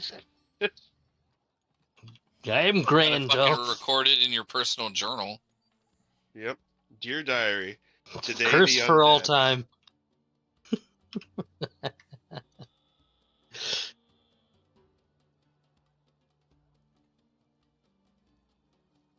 We've also dealt with demons recently, because apparently the Death Cult is using demons as, fuel for their weapons. There's a lot to contend with, sir. And so if you're saying something is soulless, you have options here, I think. Oh, I can assure you. I'm sorry, what? It was a revenant. Revenant, thank you. See, so this is where the half-elf detective snaps his finger and says, "A revenant is, from what I understand, what is taught, is there are geared towards providing harm on a certain individual. So if a revenant entered the city limits, angels would detect it, law mages would be dispatched." And then he points to Primrose and says, "Demons and fiends, per se, and elemental beings not aligned to be helpful to the ongoing cause of civilization. Again, if they entered within the city limits, we would know. In the early days, I recall being told the stories of when the pact was made. There were a few embedded demons, like a Rakashana and something else that was amongst the nations trying to take shelter in this fledgling port city. But when the three angels were called down to stand watch above those towers, as he points out to the bay, they were detected, and the pursuing law mages that formed after that alliance found them and exorcised them. So I do not believe to this day demons and fiends and evil-aligned elementals or even jinns could lay foot in the city without them, as he points to the out towards the bay, the angels, without them knowing. Now, I say that, even though of this exception, as he points down to the case file, we did not detect this magic shop owner being killed by somebody with the thoughts to kill him.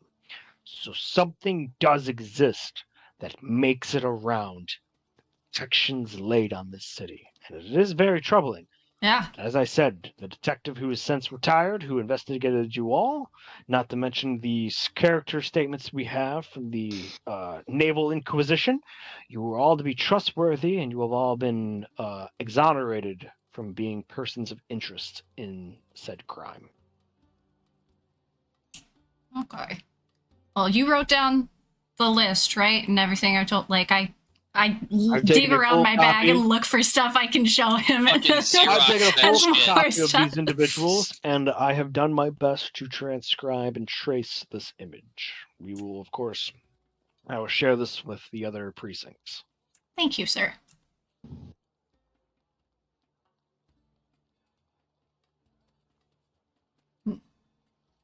Slate, do you have any more concerns about the No, thing? in Because, like, fact, we've been. I think we've gone too far.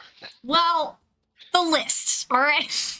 I understand how you get about the list, Prim, and I just kind The of list. doze. Oh. No, it's fine. It really, it's good that we know more now.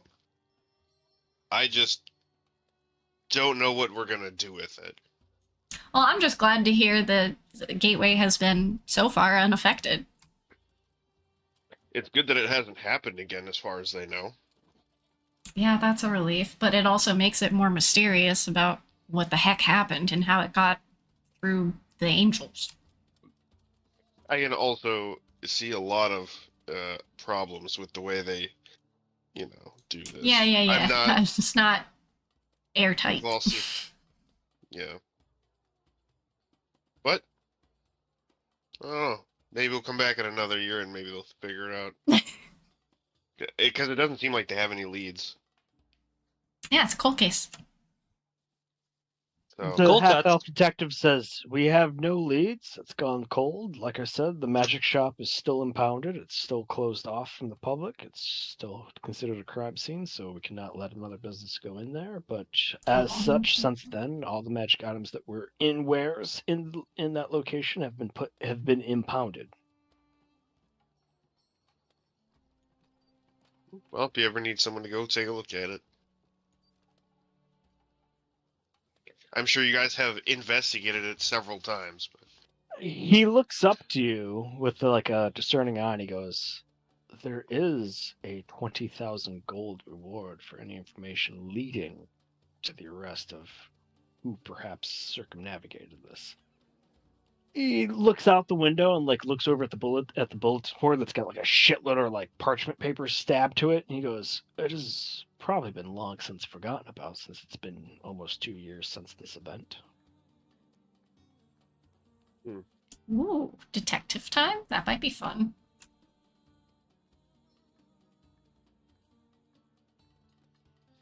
I have so many If questions. if you wish to go see the magic shop, please notify a precinct before going over there and tramping around. consider yourself notified. Oh. Very well. Let me call up a deputy, and I will get you an officer to escort you over there. He stands up, goes to the door, opens it, leans out, and he goes, "Hey, Ukata!"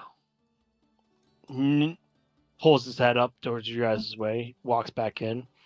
As Takata stands up, you see a furblog walk on over, come to the doorway, and says, "Yeah, detective, you needed something?" He says, you see the half-elf put his, motion with his head. He goes, "These gentlemen want to check out that magic shop over there on 77th Street.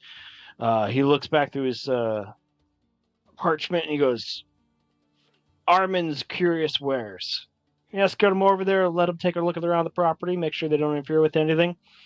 You see the furblog kind of swivel his head to look at each other, and he goes, "Sure thing, detective." The furbolg is actually Mitch Hedberg. Another furbolg. I love it. Hey, man, do you have a brother? The furbolg looks at you with an expression a brother? Do you mean? I highly doubt he's related to Thomas the cleric, okay? You don't have any family named Thomas? It's the tank engine. No, I Okay. don't know anybody named Thomas. Not in my family tree. He thrust out his hand. He goes, "The name's Turclock." Does the hand come Can out I as be of slowly as his fucking speech? No, it like whoosh, like juts out there, like fully extended, elbow locked, ready for a handshake from you because you're seated. I stand up So and shake his happy. hand. I'm And so he gives it happy. a good firm shake, like good speed. He goes, "Pleasure to meet you. I didn't get your name. Yeah, I said it pretty fast. It's Slate. Pleased to meet you, Slate. Don't know many private investigators."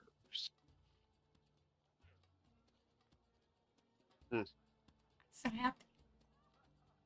Let's go. Certainly, this way. I will grab a scroll and let my Oh messenger no. owl know. As he walks out with you all, as you guys file out of the office, the half elf goes, "Good meeting you all. Good luck. Let me know if you find anything." Thank you, sir.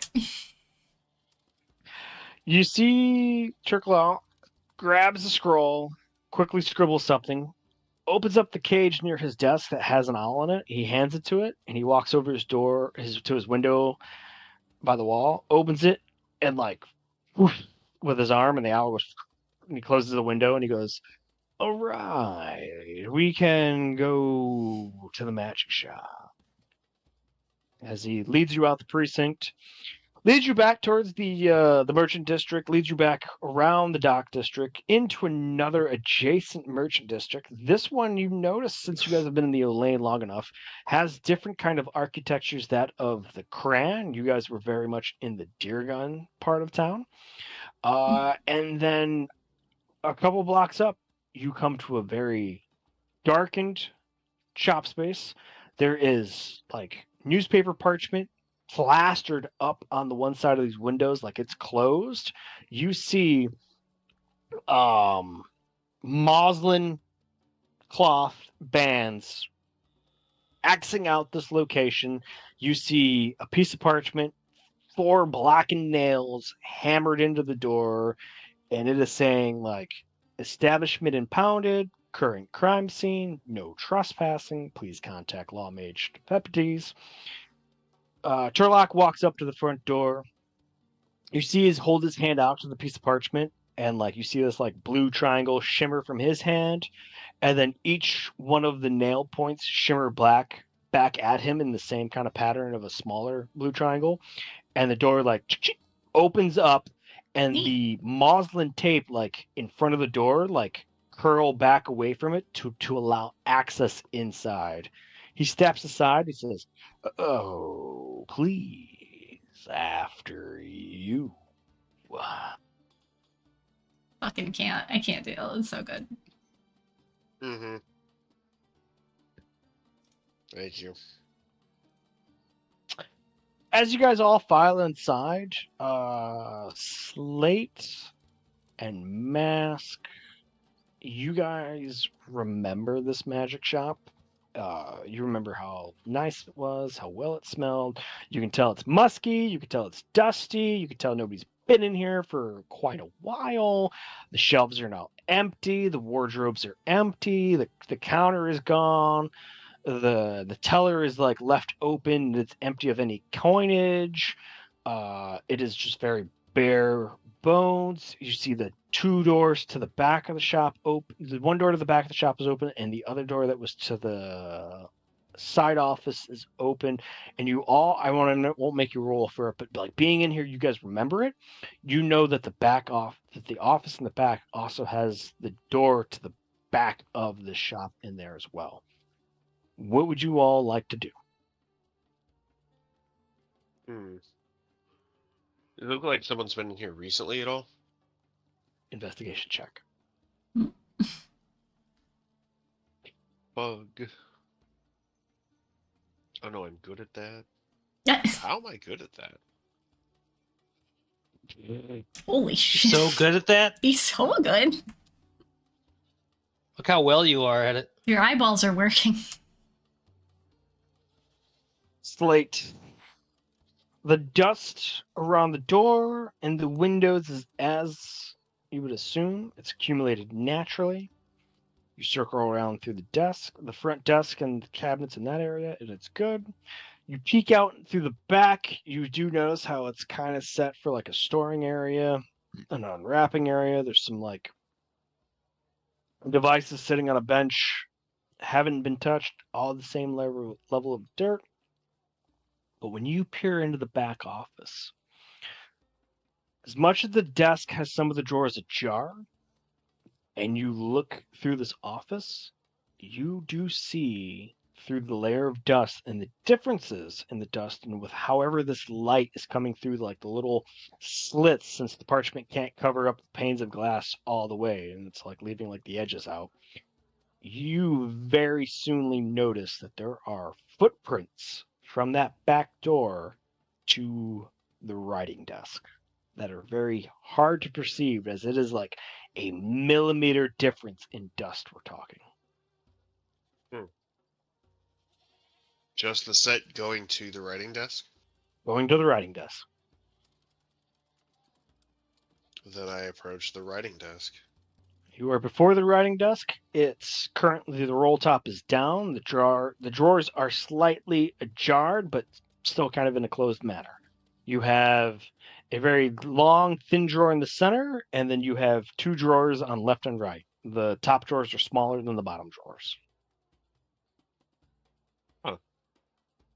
In a manner I would usually reserve checking for traps, I want to check for like secret buttons. If it's only one, they've walked here and fucking no one can just vanish like that.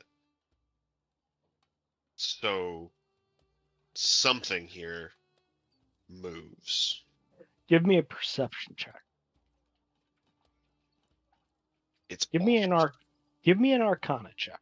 also something I'm bad at. It's all downhill from here.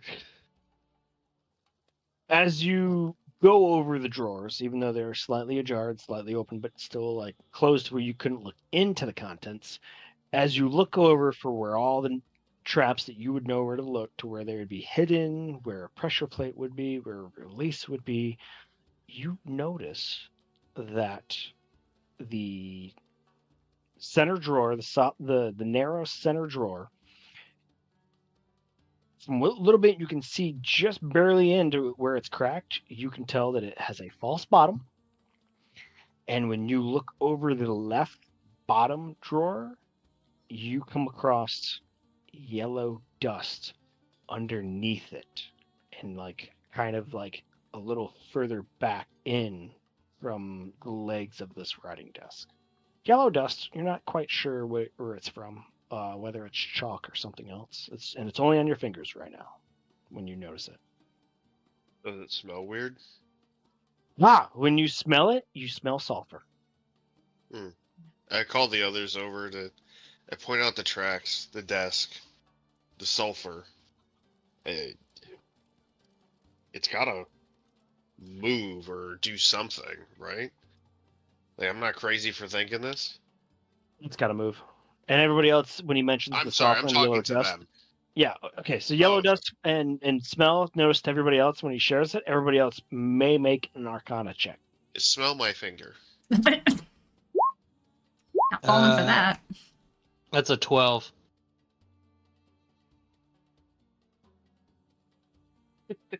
Winston smells it and goes, demon.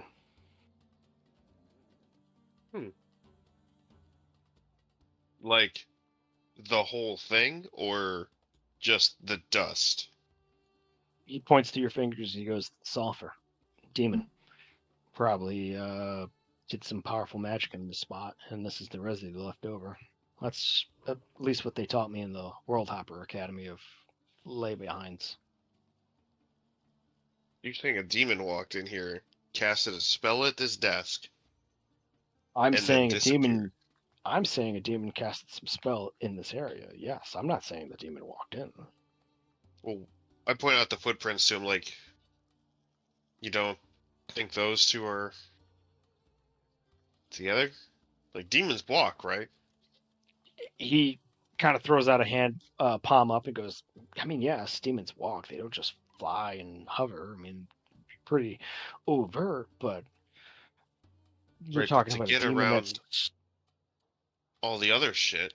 He points at you and goes, exactly. For everything that we heard from the detective, if this demon figured out a way not to be detected by the angels, then he points to the yellow filament, or the yellow powder on your fingers. He goes, maybe a demon was able to bypass the angel's security and a demon is responsible for the death, but that's not a lot to go off of. Residue from demon magic. More than they had before. And these look recent. Like I said, it's a millimeter different of dust. Oh, so it's not recent. Yep. I mean, even still, for those to even still be here, they can't have investigated that hard. I don't know. It's something to go off of. So what, like shortly after the death, they realized the like it was easy pickings in here, or do you think that the person who died is the one who summoned a demon? What? I don't think that they were here to steal stuff, really. Winston What if takes the a breath and he person goes, in the magic shop made a deal with the demon and summoned him, messed up, and owed the demon their soul? The demon never meant harm, but because they messed up the deal, they didn't toss that salad the way they said they would. Maybe don't phrase it like that. No, phrase it like that. That's the way. No, exactly. I phrased it like that because I wanted to hear somebody go ululate at me. What was Winston gonna say? Oh, sorry. Winston points out that, like, you're dealing with a law enforcement agencies that's not used to investigating forensics. They're used to stopping the crime before it happens. They could have missed this. I think that's exactly what happened, but This Minority Report shit is just so fucking baller. I turned to the furball and I'm like, sir, did you guys spot the sulfur and yellow dust around this? Did you smell the sulfur? No, nothing. Ma'am, I have not worked this case. I would have to bring these findings back to the detective. Okay, well, let's see what else we can find while we're here that you guys might have overlooked. is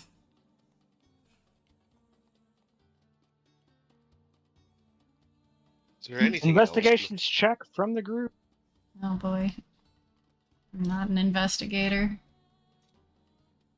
That's wrong, man. Hell yeah, brother. Mask. Holy shit, Flay, you're on this. They call me Detective Slate. Mask, you also surmise that the thin drawer in the center of the desk obviously must have a false bottom into it because there's not as much depth inside the contents as to where the bottom of the drawer is. And between you and Slate looking around the office, you do notice that the candles in the sconces on the wall have no wax drippings, but the candles on the desk and on the bookcases have wax drippings. And let me point out, the sconces are only on the west wall. Huh. If I were a betting man, Don't be a betting man. I'm not, but if I were, I'd almost say there was a ritual that went down here on this desk.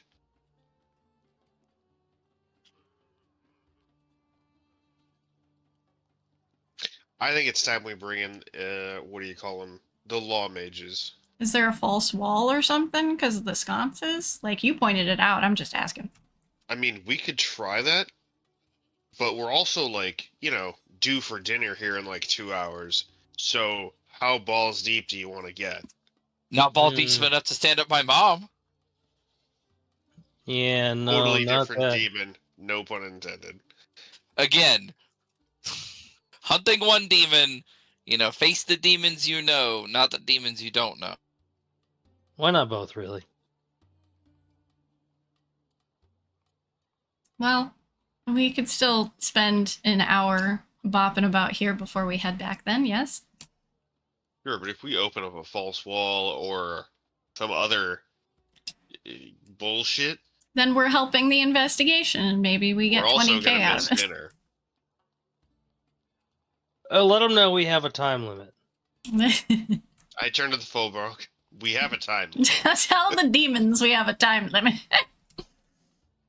That's fine. I'm only here to escort and document your actions. And you're doing great. We love it. I will report everything back to my detective at my precinct. But as far as we were employed, you all are the contracted private investigators, no? Sure.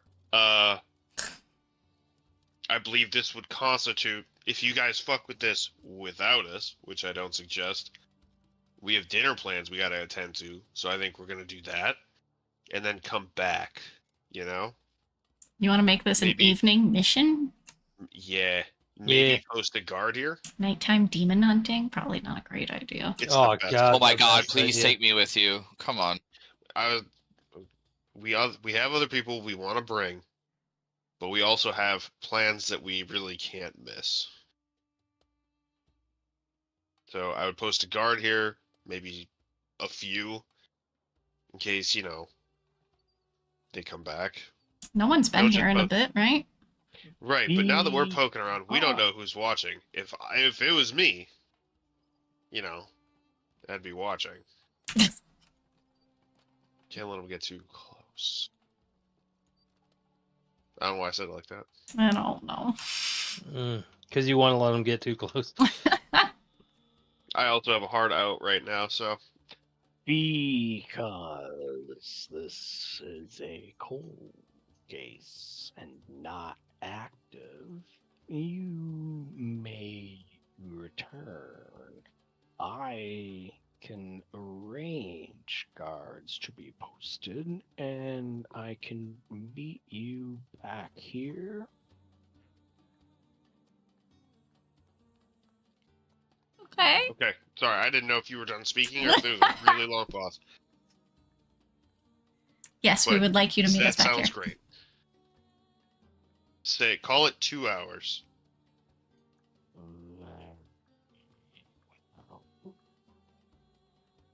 What did he say?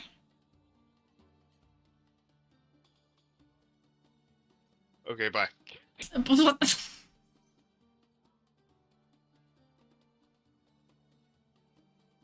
Are those cursed? You all file out of the magic shop, and the Furbolg goes to find some beat cops to guard the place.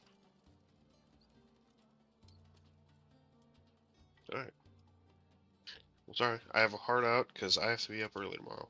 Oh, fuck. All right, Alex Burton, please roll me the check I asked for. Yeah. Will do. Also, apparently, VC, our new program manager, said government has an early release at 11 a.m. tomorrow. Well, and there's an early release at 11 tomorrow. And she looked at Terry and said, "There's no reason for my people to be here if the government's not here." Oh yeah. She's awesome. You gotta fucking love Rhonda. GG, guys. All right. I also DM'd you something on fucking GG. Alright. I've responded. Still need that check from Alex Burton. I'm working on it. Yeah. I work hard. I refuse. All right, well. That's not And true. I've done all I can do. I work decently acceptably hard. Ay. Where's my fucking... No, come back. Oh, it's not this one. There it is. Hell yeah. 72. That's what I call productivity. An ass. Wow.